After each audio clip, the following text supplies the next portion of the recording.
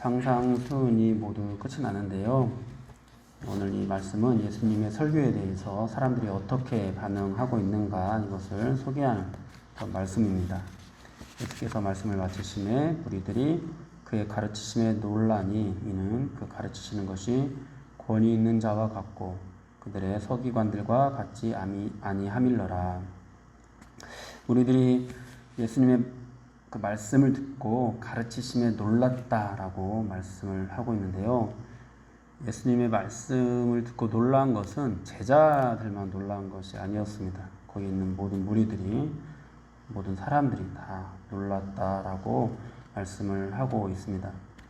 우리들이 듣고 놀란 이유, 그 이유는 가르치시는 것이 권위 있는 자와 같고 서기관과 같지 아니기 때문이다, 이렇게 말씀을 하고 있는데요.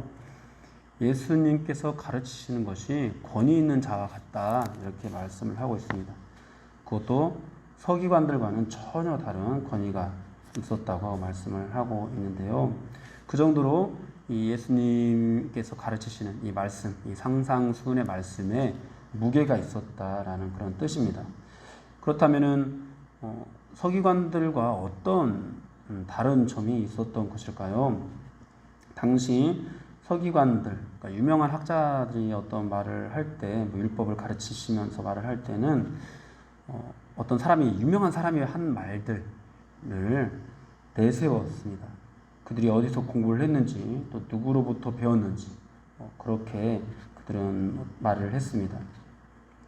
오늘날에도 우리가 어떤 주장을 한다고 할 때 그 말에 권위를 입히기 위해서 유명한 학자들의 말을 인용합니다.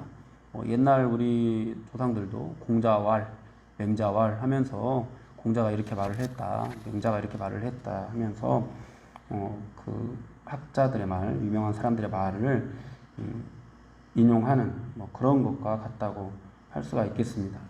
오늘날에도 경제에 대해서 뭔가 주장을 할 때 경제 분야 유명한 학자들의 말을 인용을 하면서 주장을 하고, 또 법률 관련 문제를 언급할 때도 법조인들 또는 학자들의 말을 빌어옵니다. 그렇게 해야 이제 그 말의 주장의 권위를 더할 수 있기 때문인데요. 서기관들도 그렇게 말을 했다라는 겁니다. 당시 바리새파나 사두개파의 유명한 학자들의 가르침, 그들이 한 말, 이런 것들이 그들의 권위였습니다. 그런데 예수님은 그들과 달랐다는 겁니다. 예수님은 바리새인들이나 서기관들과 같은 권위가 있었던 것도 아닙니다. 그런 학파가 있었던 것도 아니고 가말리엘, 유명한 그런 문화에 속해 있었던 것도 아닙니다. 그런데 그 하시는 말씀에 권위가 있었습니다. 그리고 그 권위는 오직 말씀하시는 예수님 당신에게서 나오는 그런 권위였습니다. 사람들이 듣고 그 권위에 눌리고 놀랄 수밖에 없는 그런 권위였습니다. 예수님은 말씀을 하시면서 다른 권위 있는 학자들의 말을 빌어오지 않았습니다. 서기관들은 누구누구가 이렇게 말을 했다 이러면서 자신의 말에 권위를 입혔지만, 예수님은 말씀하실 때 나는 너희에게 이르노니, 나는 너희에게 이르노니, 이렇게 당신의 권위로 말씀을 하셨습니다. 우리가 상상수훈의 가르침을 잘 읽어보면은 다 그렇게 말씀하시는 내용입니다. 나는 너희에게 이르노니, 이 말씀이 계속 반복되고 있습니다. 예수님의 가르침은 모두가 내가 이렇게 말씀을 하셨던 거죠. 내가 율법이나 선지자를 폐하러 온 줄로 생각하지 말라. 폐하러 온 것이 아니요 완전하게 하려 함이라, 이렇게 말씀을 하셨고요. 옛사람에게 말한 바 살인하지 말라. 누구든지 살인하면 심판을 받게 되리라 하는 말을 너희가 들었으나 나는 너희에게 이르노니 형제에게 노하는 자마다 심판을 받게 되고, 형제를 대하여 나가라 하는 자는 공회에 잡혀가게 되고, 미련한 놈이라 하는 자는 지옥불에 들어가게 되리라, 이렇게 말씀을 하셨고요. 또 간음하지 말라 하였다는 것을 너희가 들었으나 나는 너희에게 이르노니 음욕을 품고 여자를 보는 자마다 마음에 이미 간음하였느니라. 그러니까 너희들은 이렇게 말을 하지만 나는 너희에게 말한다, 나는 너희에게 말한다, 이렇게 계속해서 이 말씀을 반복하고 있는 거죠. 서기관들과 차원이 다른 권위로 무리들을 가르치셨고, 사람들은 그 권위에 깜짝 놀랐습니다. 여러분 한번 그냥 그 당시 상황을 우리가 한번 생각해 봤으면 좋겠습니다. 예수님은 시골 촌뜨기에 지나지 않았습니다. 예수님 아버지는 목수였고 학벌은 전혀 없었습니다. 예수님 앞에 나왔던 선지자 이제 세례 요한은 그는 제사장 가문의 아들이고 또 에세네파라는 그런 학파에 속해 있는 사람이기도 했습니다. 그런데 예수님은 그런 것이 전혀 없었습니다. 그런 예수님이 대중들 앞에서 무언가를 가르친다라는 것 자체가 사실은 말이 되지 않는 일입니다. 오늘날에도 그냥 고등학교 나온 그런 사람들이, 고졸인 사람이 대학교 강단에 선다고 한번 생각을 해보십시오. 가르친다고 하면서 그런 것과 같은 그런 일인 거죠. 그런데 그런 출신의 예수님이 사람들을 가르치면서 누구누구는 이렇게 말했다라는 것으로, 어떤 책이 이렇게 쓰여 있었다라는 것으로 무리들을 가르치지 않고 내가 너에게 말한다라는 것으로 말씀을 하고 있습니다. 만약 예수님이 아닌 다른 사람이 그렇게 말을 했다면은 이단 사이비 소리를 들었을 겁니다. 이런 것들뿐만 아닙니다. 예수님은 말씀하시면서 예수님 당신이 자신이 구원의 기준이라고 선언까지 하십니다. 하나님을 아버지라고 말씀을 하시는 건데요. 그러므로 누구든지 나의 이 말을 듣고 행하는 자는 그 집을 반석 위에 지은 지혜로운 사람 같으리니 하면서 당신의 말에 절대적인 권위가 있음을 말씀하시고요. 또 나더러 주여 주여 하는 자마다 다 천국에 들어갈 것이 아니다. 하늘에 계신 내 아버지의 뜻대로 행하는 자라에 들어갈 것이다. 이렇게 말씀을 하기도 하셨습니다. 여러분, 지금까지 인류 역사 속에서 이런 권위로 말씀을 한, 이런 권위로 가르친 그런 사람이 또 누가 있을까요? 내가 곧 길이요 진리요 생명이다. 여러분, 이런 말씀, 이런 정말 당당하게 이런 권위 있는 말씀을 하신 분이 또 누가 있을까요? 나에 대해서 그렇게 직접적으로 그리고 굉장히 당당하게 드러내신 분이 또 누가 있을까요? 나는 선한 목자다. 나는 생명의 떡이다. 나는 양의 문이다. 이렇게 나라고 이렇게 말씀하신, 그렇게 가르치신 분이 또 누가 있을까요? 여러분, 그 어떤 종교의 창시자들도 이렇게는 말을 하지 않았습니다. 내가 인생이 어디서부터 와서 어디로 가게 될까요? 결국 우리는 죽으면 어떻게 되는 걸까요? 나는 모른다. 그리고 기껏해야 착한 일 많이 해라. 이런 정도의 교훈이었지. 내가 너희를 구원하러 왔다. 내가 메시아다. 내가 하나님의 아들이다. 이렇게 당신을 그렇게 드러내신 사람이 또 누가 있을까요? 오직 예수님밖에 없습니다. 아니 있긴 있습니다. 오늘날에도 내가 재림 예수다라고 그렇게 주장하는 사람들이 있습니다. 통일교 문선명 씨가 그렇고 또 이만희 씨 같은 사람이 그렇습니다. 그런데 여러분, 그런 사람들은 대중들에게 어떤 평가를 받죠? 이단 사이비라는 그런 평가를 받습니다. 그들을 따르는 몇몇 추종자들에게만 그렇게 신적인 권위로 그렇게 인정을 받지, 대중들에게는 이단 사이비로 평가를 받습니다. 그러나 예수님은 어떻습니까? 예수님을 따르는 무리들에게는 하나님의 아들이고 그리스도라는 그런 평가를 받고, 따르지 않는 사람들에게도 어떤 평가를 받냐면 4대 성인 중에 한 분이다. 이런 평가를 받습니다. 그만큼 예수님의 가르침에 권위가 있었던 거죠. 그 권위 아래 많은 사람들이 깜짝 놀랐던 거죠. 당시 예수님의 가르침을 직접 들은 무리들도 그 권위에 완전히 압도당했습니다. 감동을 받았습니다. 그들이 예수님의 제자가 된 것이 아니었습니다. 그들은 예수님을 그리스도로 인정하지 않았습니다. 예수님의 추종자도 아니었습니다. 그런데 그 가르치시는 권위에 모두가 깜짝 놀랐습니다. 그렇게 예수님께서 가르치신 내용들 우리가 하나하나 꼼꼼히 살펴보면은 사람들이 감동을 받고 피할 수 없는 무게를 느꼈던 그 말씀이 이제 상상수훈이었습니다. 우리가 지금까지 상상수훈을 살펴봤는데요. 그 내용은 그냥 단순한 가르침, 어떤 관념적인 교훈 이런 것들이 아니었습니다. 지식이 많은 사람이 주는 충고, 조언 이 정도에 그치는 말이 아니었습니다.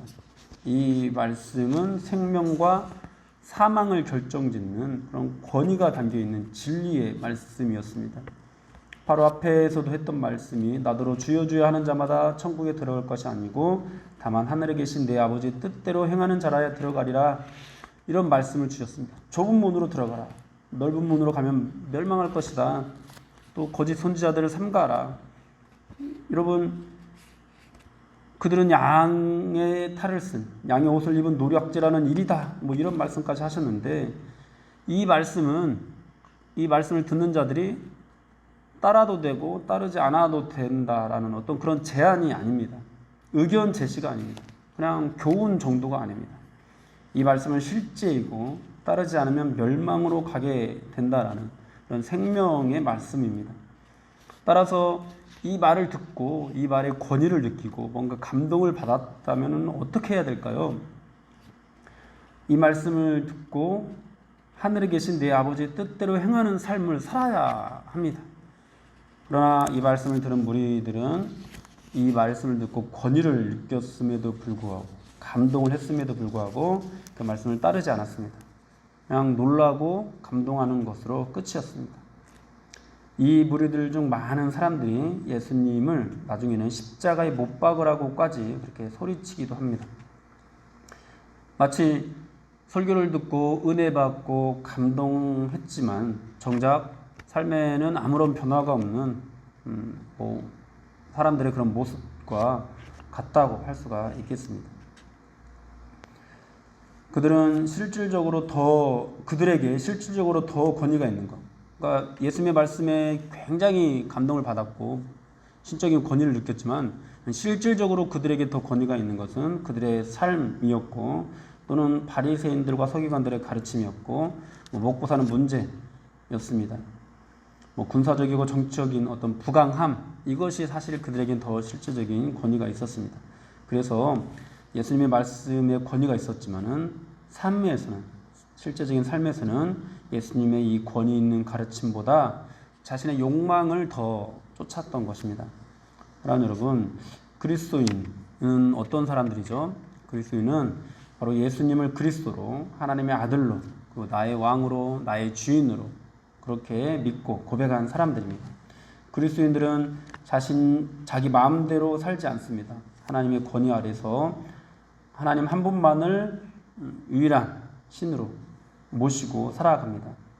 믿음은 하나님의 권위 아래에 기꺼이 자신의 삶을 순복시키는 그런 삶의 태도인데요. 입술로만 주여 주여 하는 것이 아니라 실제 삶에서 예수님을 믿는 믿음으로 하나님의 뜻을 행하게 됩니다. 그래서 예수님의 말씀의 은혜를 받으면은 그 말씀을 외면하지 않게 되죠. 그것이 그리스도인입니다.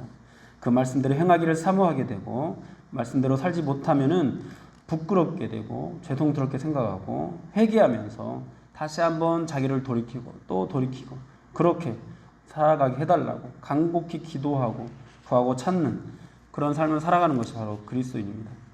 여러분, 그런데 이때 당시 예수님 말씀을 듣는 사람은 그렇게 하지 않았고 또 사실 오늘날에도 말씀을 듣고 정말 말씀이 좋다, 말씀이 은혜가 된다, 오늘 말씀 너무 좋았어요 라고 말하는 사람들 중에 대다수도 실질적으로 그 말씀대로 살아가는 것은 하지 않는 그런 안타까운 모습들을 보이고 있습니다.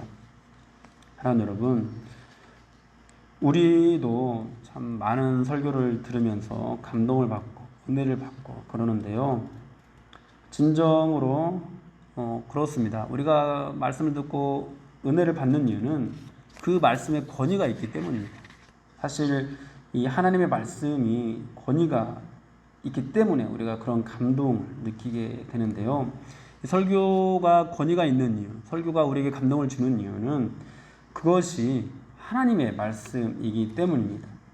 그래서 정말 권위 있는 설교는 우리가 정말 이 설교를 통해서 권위를 느끼게 되는 부분은 어떤 적용을 잘하는 것이라기보다도 그냥 그 말씀 의미를 그대로 드러내는 그런 부분에서 우리가 정말로 권위를 느끼게 되고 감동을 하게 됩니다.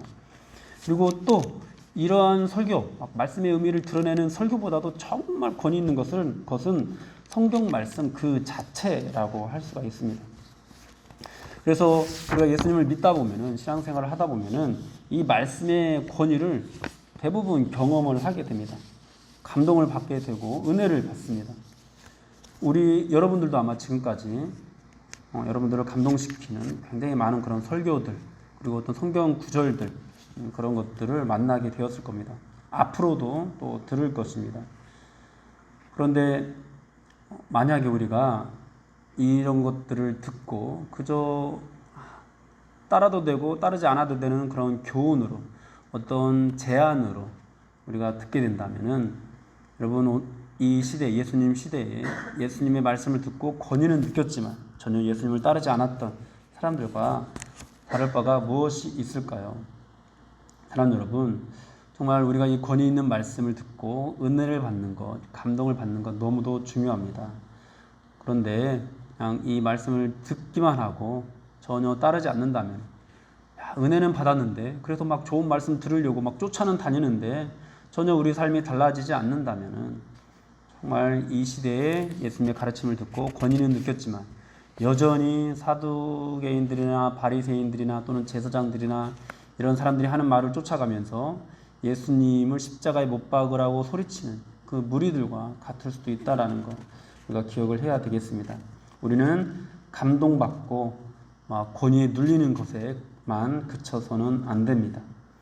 은혜 받은 말씀을 기초로 내 삶을 다시 건축하려는 그런 노력, 하늘에 계신 아버지 뜻대로 행하고자 하는 그런 노력, 그리고 그것을 이루기 위해서, 그것이 내 안에 이루어지게 하기 위해서 찾고 구하고 두드리는 그런 삶의 노력들, 이런 것들이 반드시 나타나야 하겠습니다.